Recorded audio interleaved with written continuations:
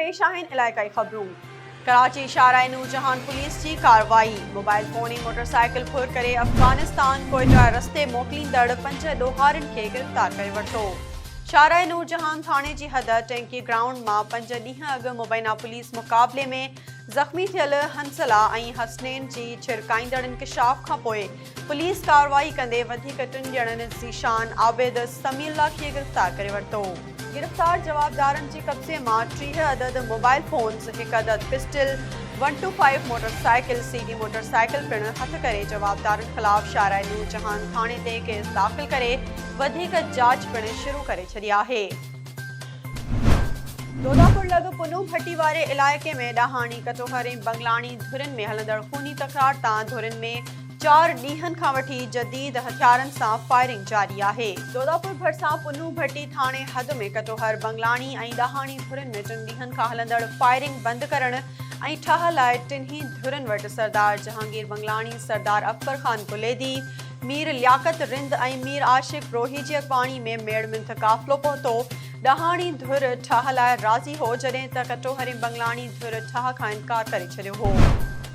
गोजा peoples youth wing शहीद Benazirabad division जो कारवान बेनज़ीर प्यादल मार्च काफ़िलो अख्तर रिंद, सुल्तान रिंद, निसार मरी, अहमद रिंद, ग़ुलाम रसूल रुस्तमानी, शिराज बलोच, बाबू डोमकी, शाहरुख आफरीदी जी अॻवाणी में हिंगोरजा पहुचण ते पीपल्स यूथ ऑर्गेनाइज़ेशन तालका सोबोदेरो जे सदर तालिब हुसैन सोलंगी, तालका सोबोदेरो जे जनरल सेक्रेटरी सजाद हुसैन ऐं हिंगोरजा पीपल्स यूथ ऑर्गेनाइज़ेशन जे ॿियनि कारकुननि पारां काफ़िलो हिंगोरजा पहुचण ते शानदार इस्तक़बाल कयो ऐं काफ़िले ते गुल निछावर पिणु कया विया।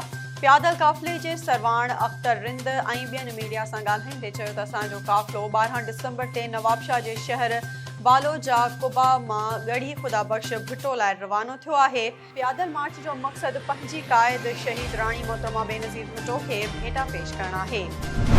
फुलभर सां गढ़ी हसन थाणे जी हद गुलशेर कुंराणी जे मदरसे में बदफेली बाद मुबैना क़त्ल कयल नीगर मुज़फ़र सुमरो जे खून सां इंसाफ़ जे लाइ नीगर जे वारसनि ऐं शहरनि पारां 17हें ॾींहं बि एहतजाजी मुज़ाहिरो करे प्रेस क्लब अॻियां धरणो हणियो वियो।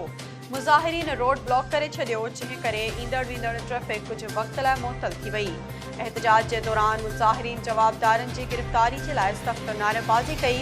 उन मौक़े ते मीडिया सां ॻाल्हाईंदे मक़तूल नीगर जी अमड़ प्यारी ख़ातून वसीम कुरैशी, बशीर लाशारी, ज़फ़र सिंधी, ॾाॾो कुरैशी, मामद शमन सुमरो ऐं ॿियनि चयो त 3.5 महीना अॻु गुलशेर कुंराणी जे मदरसे में बदफेली करण बाद नीगर मुज़फ़र सुमरो खे मुबैना क़त्ल कयो वियो, जंहिं बाद उन क़त्ल जे मामले खे लेमिटी करण जे लाइ ख़ुदकुशी जो रंग ॾिनो वियो आहे। नीगर खे जवाबदारनि पारां बदफेली करण बाद क़त्ल कयो वियो आहे। हुननि चयो त पुलिस मामले में जांच जो दाइरे खे वसी न कयो आहे।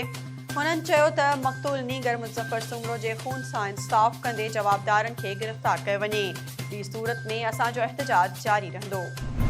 Hyderabad employees old age benefit claimants मज़दूर एक्शन कमेटी हैदराबाद पारां खेनि एज बेनिफिट न मिलण ख़िलाफ़ प्रेस क्लब हैदराबाद साम्हूं एहतजाजी मुज़ाहिरो कयो वियो। मुज़ाहिरे में औरतूं ऐं मर्द शामिल हुआ। संदनि हथनि में प्ले कार्ड ऐं बैनर हुआ जिन ते मुलाज़िमनि जा मुतालबा लिखियल हुआ ऐं सख़्त नारेबाज़ी करे रहिया हुआ।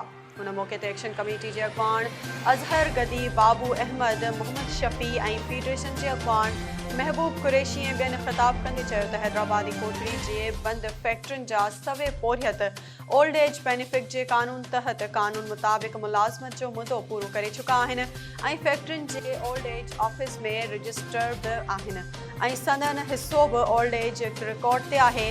पर ओल्ड एज जा ऑफिसर ऐं संदनि नाले मातर रीजनल क्लेम कमेटी पंहिंजे ज़ाती मुफ़ादनि जे करे मुलाज़िमनि जे केसनि ते गैर क़ानूनी एतिराज़ लॻाए वरी बि पोरियत मर्दनि, औरतुनि ऐं बेवा औरतुनि खे रुलाए रहिया आहिनि। ज़ुल्म जी ॻाल्हि उहा आहे त केस हुजे या अपील एतिराज़ लॻाए छॾींदा आहिनि त काग़ज़नि जी तस्दीक न थी रही आहे, जॾहिं त इहो बि आहे वटि फैक्ट्री ऐं पोरियत रजिस्टर्ड आहिनि। ज़ालिम ऐं रिश्वत खाईंदड़ ऑफिसर फैक्ट्री मालिकनि खां गैर क़ानूनी रक़म वसूल करे खाईंदा रहंदा आहिनि। कोटड़ी जी लॻ नेशनल हाईवे ॼाणी बुरड़ा स्टॉप वटि तेज़ रफ़्तार वेगन जो मोटरसाइकिल खे टक्कर लॻी वियो। टक्कर लॻण जे नतीजे में मोटरसाइकिल सवार नौजवान तनवीर घांघरो फोत थी वियो आहे, जॾहिं त एहसान अली सख़्त ज़ख़्मी थी पियो आहे। फोती ऐं ज़ख़्मी खे सिविल अस्पताल ख़ैरपुर मुंतक़िल कयो वियो आहे। तालका काज़ी अहमद जे IBS ज़रिए मास्तरी जी टेस्ट पास कंदड़ उम्मीदवारनि आख़िर आर्डर न मिलण ख़िलाफ़ अॼु 5 ॾींहं बि एहतजाजी मुज़ाहिरो करे पुलिस थाणे साम्हूं मेन रोड ते अलामती बुख हड़ताल कई वई।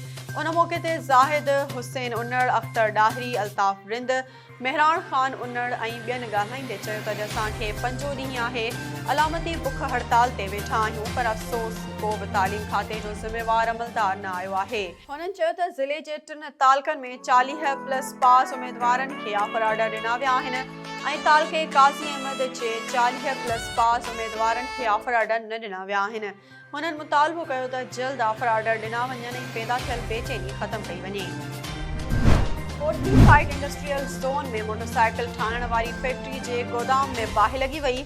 गोदाम में रखियल सामान सड़ी रखिजी वियो। साइट ऐं कोटली मां फायर ब्रिगेड खे तलब कयो वियो। फैक्ट्री जे गोदाम में बाहि लॻण सबबि मोटरसाइकिलुनि ऐं काठ जो सामान सड़ी वियो।